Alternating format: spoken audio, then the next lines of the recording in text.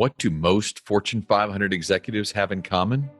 They learned important lessons on the fields and courts of their high school and collegiate sports teams. This is true for both men and women. Ernst & Young found that a whopping 94% of women holding a C-suite position played sports. Their wins and losses shaped their habits and who they would become. Join me on my journey to sit with some of the brightest executives in the world as we discuss how sports shape their professional trajectory. In partnership with Chief Executive Magazine, the voice of America's CEO community. I'm your host, Don Yeager, and this is Corporate Competitor Podcast. With me for today's episode is the co-founder of the Ritz-Carlton Hotel Company, Horst Schulze.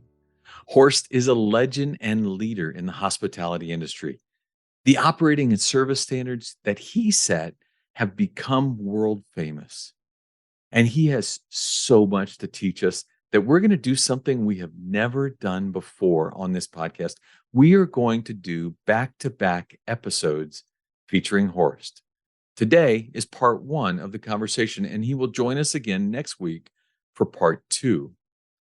During his tenure at Ritz-Carlton, Horst served as president and COO, responsible for the $2 billion operations worldwide. It was under his leadership that the Ritz-Carlton Hotel Company became the first service-based company to be awarded the prestigious Malcolm Baldrige National Quality Award. Twice. After leaving Ritz-Carlton, he went on to found the Capella Hotel Group. This luxury hotel company managed some of the most elite properties worldwide and gave Horst the opportunity to further refine the luxury hotel industry. Today, at 84 years young, Mr. Schulze is going to teach us why excellence wins, which is the title of his first book. As always, make sure you download our free bonus resource, which includes fill-in-the-blank notes and reflection questions for today's conversation. Visit corporatecompetitorpodcast.com/123. We are, ladies and gentlemen, serving ladies and gentlemen. My number one objective as a company is to keep the customers. You want people who deal with you to respect you, serve you. That is the one thing everybody seems to understand, but nobody has processes to create that service. Yet it's the service, the caring, that creates eventually loyal customers. That customer trusts you. Horst, thanks for joining us. Great to be with you. Thank you for having me. Well, as a lifelong fan of your work and of your properties, this is a real treat to get to learn about service from the master of the topic. In fact, you're kind of a legend in that space, as is the Ritz-Carlton, for the way you treat others, the service that you deliver. You make a point that the word serve carries great meaning, but you also tell your people that they're not servants. They're ladies and gentlemen, serving ladies and gentlemen. Well, it was my dream to work in the hotel business. I started when I was 14 as a busboy. I lived in the best hotel in the region, which was far away from my home, in a dorm room. In the very beginning, the general manager welcomed us, my mother and me, and made it very clear, the guests here are very important, ladies and gentlemen. You are not. You are here to learn how to serve those fine ladies and gentlemen. We were told you are servants by the general manager. Same day, I met the maitre d' who I worked for, and he said, tomorrow, show up at 7 a.m. If I meant 1 minute after 7, I would tell you so. And then he said, don't come to work. Come here to be excellent. Don't come to work. Come here to be excellent. Exactly. And I didn't get that at the time. What's excellent about washing dishes and cleaning floors? After a while, I started to see what he meant. Changed my life. I saw the maitre d' approaching a table of guests, proud that he came to them. And I wondered why that night. I realized The guests were proud because he had defined himself as a gentleman of excellence. In that moment, it hit me. I can define myself. It's not my neighbors. It's not my friends. It's not my buddies. It's not society. It's I who define myself. Even if I'm a dishwasher, I still can define myself as a gentleman. Once a week, I went to hotel school. And after 2 years, the teacher asked, write me an essay of 3 pages, what you now feel about the hotel business. I started to think about Ahmed D, who was a human being of excellence, true excellence. I wrote that essay and I named it, We Are Ladies and Gentlemen, Serving Ladies and Gentlemen. Unless we sentence ourselves to be servants by not being excellent at what we're doing. When I started Ritz-Carlton, I made that the motto of our company. We define ourselves as ladies and gentlemen, not as servants. We are ladies and gentlemen, serving ladies and gentlemen. I have always loved that phrase. The idea that that was actually a title of a paper you wrote at age 16 makes it even more impactful that you were learning excellence at such a tender young age. You know, it hit me particularly hard because I submitted my paper and I had an A, the only A I had in my life. So it had special meaning in many ways. You know? Clearly, and it was a great start for a great company. Sure was. Well, I made it very clear, and I opened every Ritz-Carlton, if that was Shanghai or Berlin or whatever it was, the first session with all those new employees, I made it very clear. You are not servants. You are ladies and gentlemen, and your profession is excellence in service to ladies and gentlemen. We are not servants. We are professionals in what we're doing, ladies and gentlemen. What a great way to train as you're opening up, building the culture within the organization upon very intentional language. Yes, intentional language, intentional objectives, high intent has to be expressed in an organization every moment. What is our intent? It's not just excellence. It's not an accident. It's the result of high intent and hard work. It's always the intent. What's your high intent? You can relate that to any business or any activity. Is my high intent to have a place where people can sleep? Or is my intent to make sure our guests feel respected and honored and feel well? There's a great difference. Yeah. That has to be expressed from the moment you deal with an employee, when you select them, hire them, when you orient them, and it has to be ongoing. That communication establishes the culture of the organization. Excellence is not an accident. That one will end up on my wall someplace. Right. That's pretty powerful. You know, when we're listening to you talk about training, one discussion that I valued as we were preparing to be with you today was a conversation you had with Andy Stanley, who I know you're great friends with. Yeah. Amazing leader. Yes. Andy talked about actually having the blessing of sitting in on a couple of meetings you had with your employee team. One of the meetings was with hotel managers and the other was with bellmen and maids. Yeah. And he talked about how he watched very specifically as your delivery and your demeanor changed in both meetings. Yeah, sure. The way you communicated to them, the way that you even articulated to them. Well, I feel that the moment you accept becoming a leader, you accept a total different role. You accept now to be a positive influence in the life of many others. You accept that you are the representative of the objectives of the company. In other words, you lose the right to make excuses. Your mission is not to find excuses. Your mission is to find answers.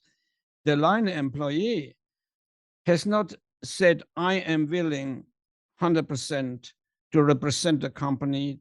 I'm not here for all concerned. The manager is there for all concerned. In the moment when it becomes a manager, on any level, all concerns are the investors, the guest, the employee, and society. The moment when you accept the role as a manager, you have to understand you accept the role, the work for all concerned. including those employees. The employee hasn't said that. The employee hasn't said, I'm here for all concerned. The employee has said, I'm here hopefully to become part of this organization, to work with the organization, to gain income and so on. But the manager said, I will accept my role for benefit of all concerned. Right. Of course, it is impossible to lead unless you have a vision. Leadership means I'm leading you somewhere. If I don't have the vision, where I'm going to lead it, I don't know where I'm going, but I'm leading you. To what? I see so many discussions about management and leadership. Well, what's the difference? If I hypothetically look up my left and see a lot of people there, this is my market or potential market, my customers. I know what that market expects from my product. Now, on the right are also a lot of people, my employees. I have to make sure my employees understand the expectation that the market has from us, starting in alignment. Management now creates processes, systems, measurement, controls to make sure the employee actually delivers what the customer expects.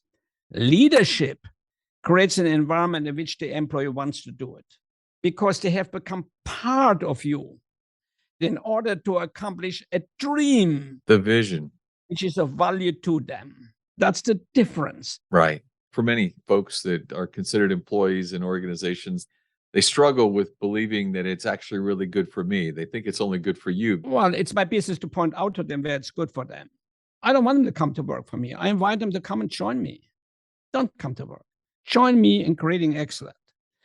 Together, we will get respect, more income, opportunities, etc., etc. Connect them. Why would I hire a human being to just fulfill a function? I'm hiring a human being to join me in creating something special for the purpose of accomplishing a beautiful dream that is good for all concerned, good for the investor, good for the customer, good for the employee, and good for society. I love it. Once I established my vision, I, as the leader, have no more right to compromise it. In a way, I painted myself in a corner. I must accomplish that because it's good for all concerned. But if it's good for all concerned, that's not a bad corner to be in. Exactly. Yeah. I love your constant reference to excellence and the importance of excellence wins, which is the title of your book. I actually gave a copy of it away last week when I was in Atlanta meeting with the CEO of Delta Airlines. I gave him a copy of your book because you've written there the model for what is such a great business book. Thank you. It's wonderful how many people are calling me and actually using it and so on. It's very fulfilling. Great honor. Great honor. That is the neat thing about writing a book. Yeah. You can speak on as many podcasts as you want. You can be in front of as many audiences as you can. You can touch far more people if you put it down on paper like that. Yeah. John Wooden, the great basketball coach with whom I worked for many years, used to say, you haven't taught until they have learned. Yeah.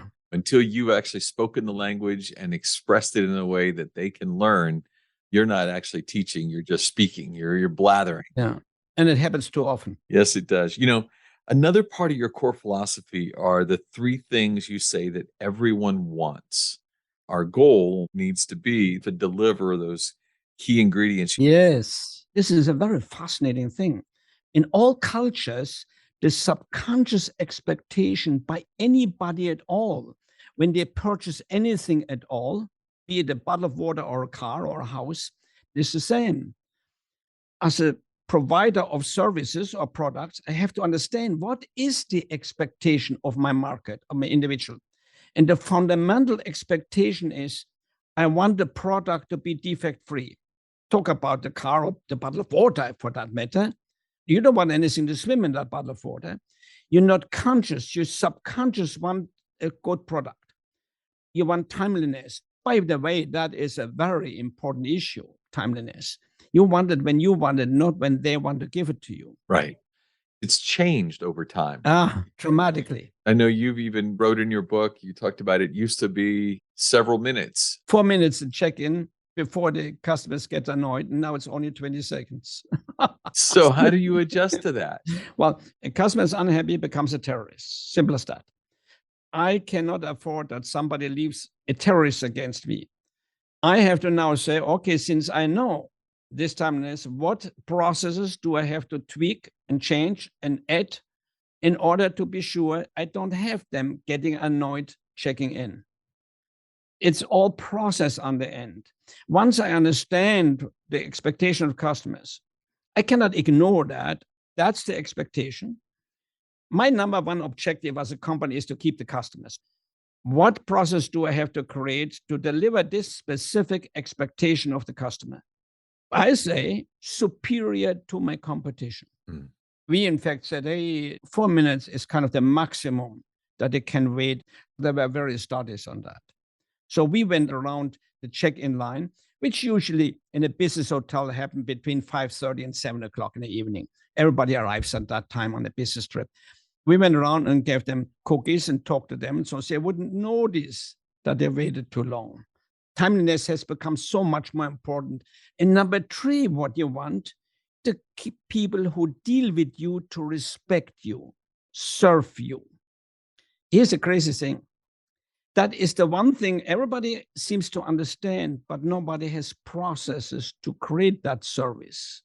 They have processes to create the product, but not the service. Yet it's the service, the caring, that creates eventually loyal customers. There are three types of customers. There's the dissatisfied customer who can become a terrorist against your company. Then there is a satisfied customer who goes next door when they think they can get a better deal. And then there's the loyal customer. That customer trusts you. That's why they're loyal. Now, that trust is not created by the product. It's created by that service moment.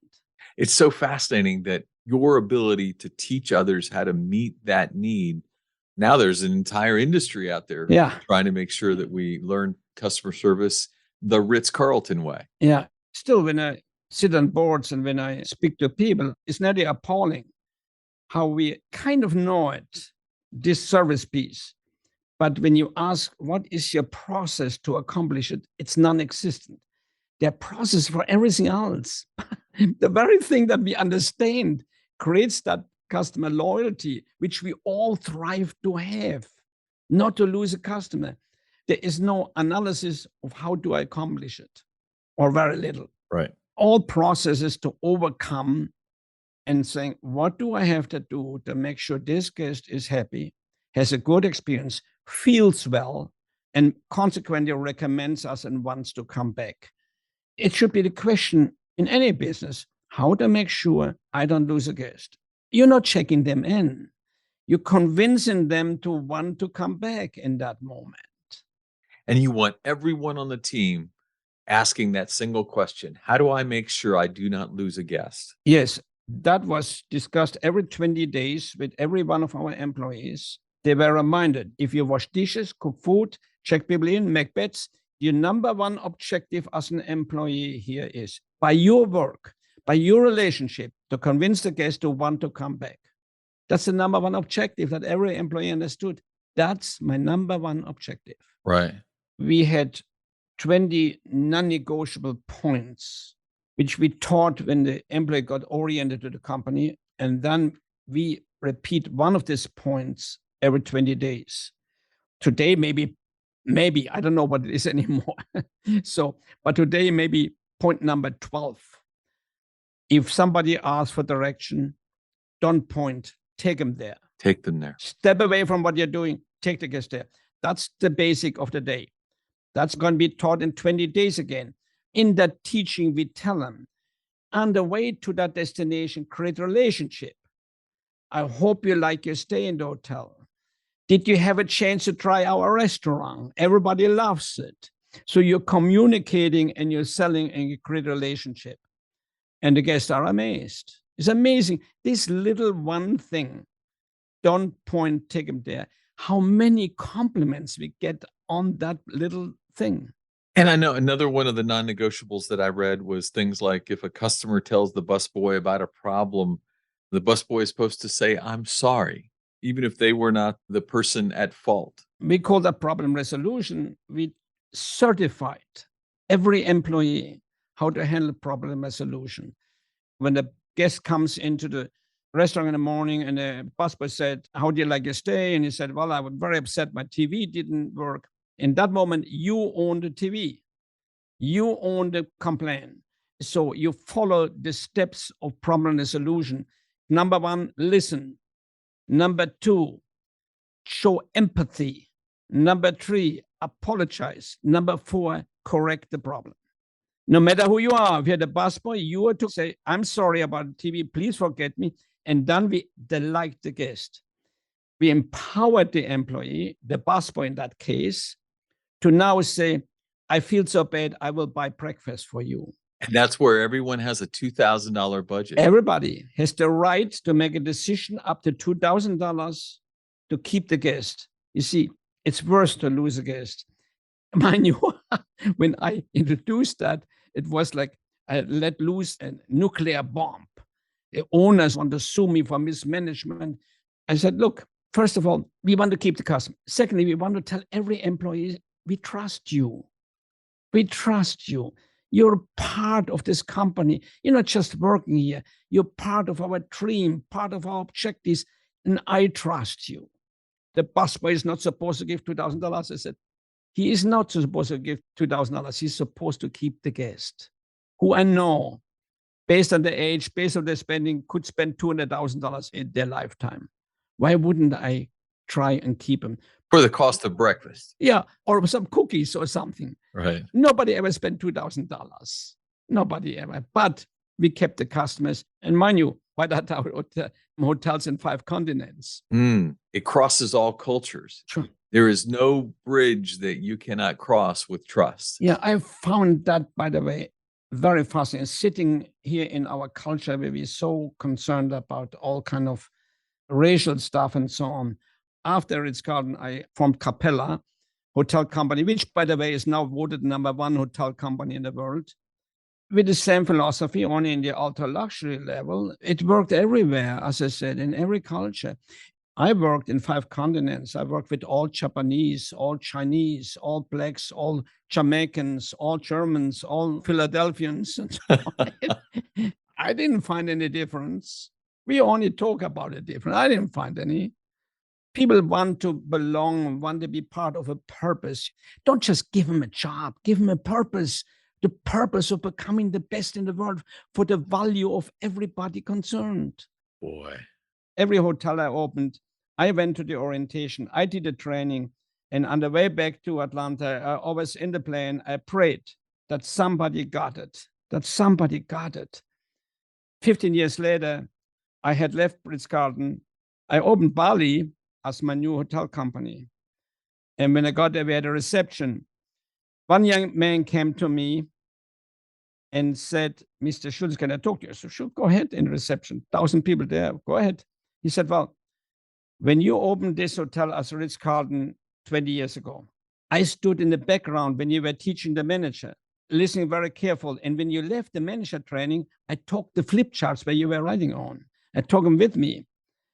I lived by everything you teach, and now I'm the general manager. I was banquet server at the time, and now I'm a general manager in this hotel in Oakwood." I can tell you, literally, when I flew back from there to Atlanta, I prayed and thank God I actually know I reached somebody. Nothing more fulfilling. Nothing more fulfilling. Wow. What a great conversation. I can't wait to share part 2 with you. I want to thank my friend John Allen from Brownhaven Homes for introducing me to Horst.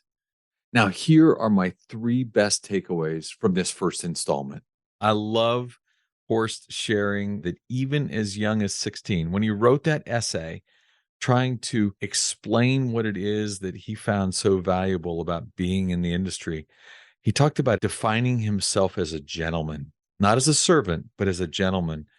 And then I loved how that maitre d' told him on his first day on the job that as he came back the next day, don't come to work, come here to be excellent.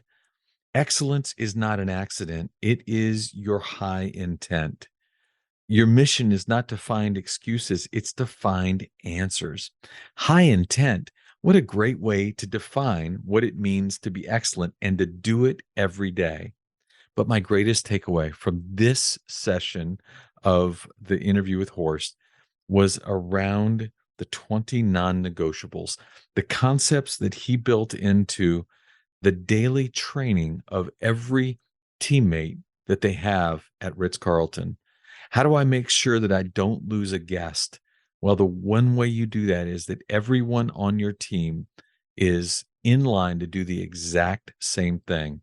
Remember, every 20 days, they go through these 20 non-negotiables, these gold standards.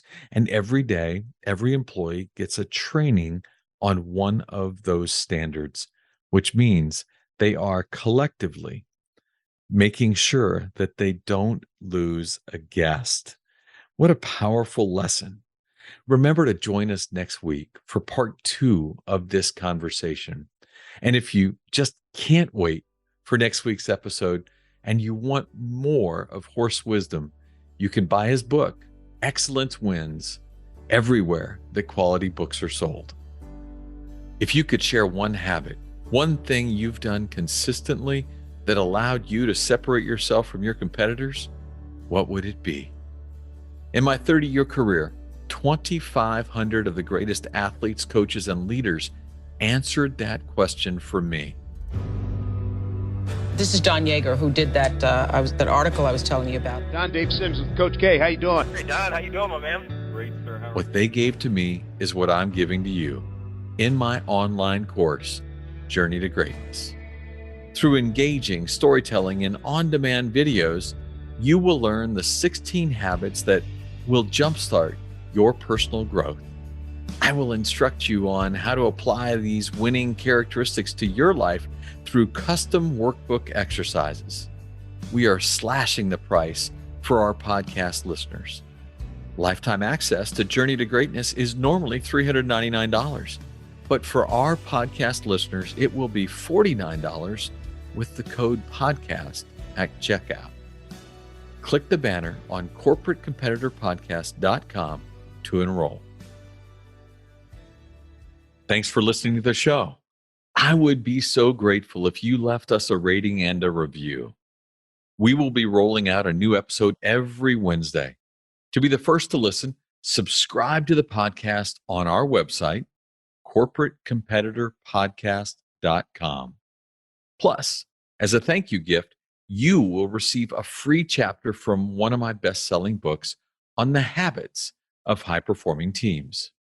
Stay in touch by connecting with me on social media at Don Yeager, Y-A-E-G-E-R, on Twitter, Facebook, Instagram, and LinkedIn. Until next week, I appreciate you.